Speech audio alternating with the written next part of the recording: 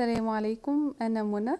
النهاردة هنتكلم عن غسيل المواعين، المهمة المتعبة لينا كلنا، واللي يتعب أكتر إننا بنستخدم فيها الصابون الكيماوي اللي بتتبقى آثاره في الأطباق والكوبايات مهما شطفنا، وبتسبب لينا أمراض كتيرة ربنا يعافينا. كمان السلك والكيماويات بتكون سبب في تكسير الضوافر وجفاف وتشقق واسمرار الإيدين.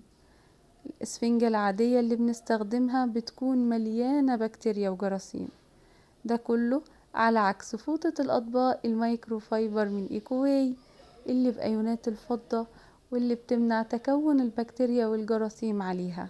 كمان احنا بنستخدمها مع المية بس من غير أي منظف كيماوي، ولما بنحب نغسل الفوطة بنغسلها بالصابون الطبيعي اللي بيحافظ عليها ويساعدنا على ترطيب وحماية إضافية لإيدينا.